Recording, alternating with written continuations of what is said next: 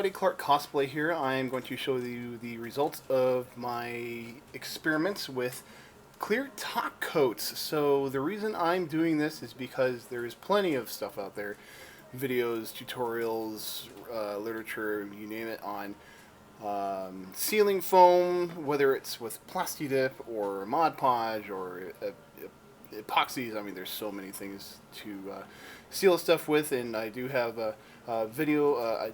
I shouldn't say I do have the video. I have a link to the video of Punish Props did a really very extensive study on sealings for sealing foam, but there really isn't anything out there on clear top coats, and that's definitely something that should be addressed. So I'm going to go ahead and do that. So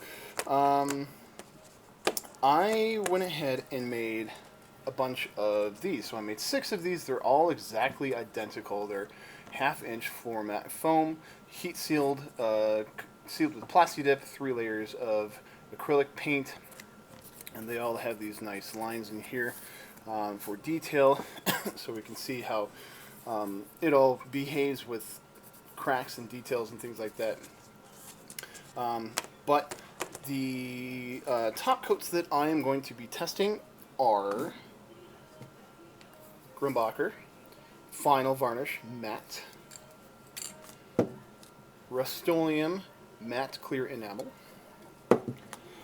Rustoleum Satin Clear Enamel, and this is what I used on my Altera Blademaster armor, so I wanted to put this in there.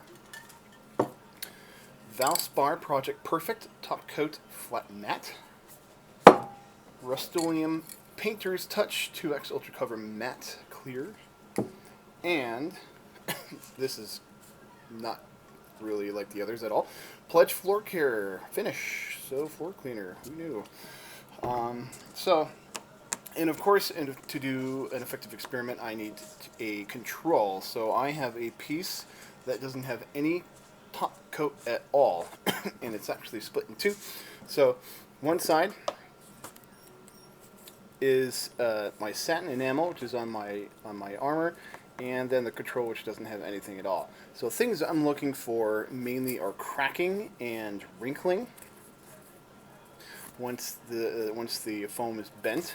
I also look at little things like, is it a true matte? Is there, it's, even though it says matte, is there still kind of a sheen to it? Things like that. So big things, cracking and wrinkling. So first off, if you can see, so the bottom part there is the enamel and the top is the control. So I'm bending this quite vigorously, and I'm going to be doing that in all my pieces. So wrinkling, that's what the wrinkling looks like. So on the satin, you can clearly see there's quite a bit deeper wrinkles, but the control just tends to have more but smaller of them. But the satin enamel cracks, so that sadly is the effect that my armor gets, all that cracking. Yeah. So satin enamel wasn't a really good choice, but here's the interesting thing. Where's my enamel? So this is the matte enamel. It's the exact same thing. The only difference is one's matte, one's satin. The matte is very minimal cracking. So, oddly enough, and then wrinkling,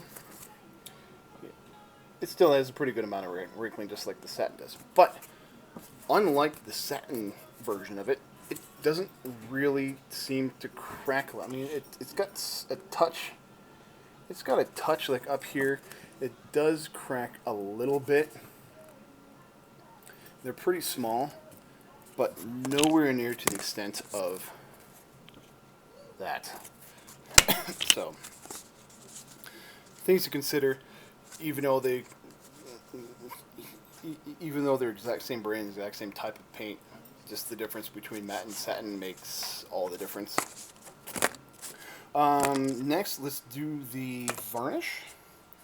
So this is the stuff that Punish Props recommends, and this is of all of them the truest matte. There's really no sheen to it at all. But as far as cracking goes, there really isn't any cracking at all. I have to do it pretty, I'm squeezing the crap out of this thing, and there isn't any cracking. There is wrinkling. It's not quite to the extent of the enamel, but again, consider that I am doing that, which on armor, you probably won't be doing that to pieces of your armor. But you'll probably be doing stuff like that. So, the varnish is really, really good. That's definitely the best so far. It doesn't crack at all.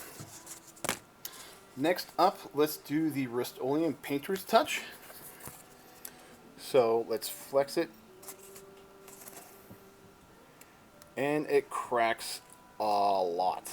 So this stuff is pretty awful. I would definitely not recommend putting this on EVA foam at all. Yeah, it just makes an awful mess. As far as wrinkling goes, it definitely wrinkles an awful lot. So, Painter's Touch is definitely not a very good paint. The Valspar. This is the Valspar. It cracks a little bit. It definitely cracks, not quite as extreme, but it definitely cracks. Let's see.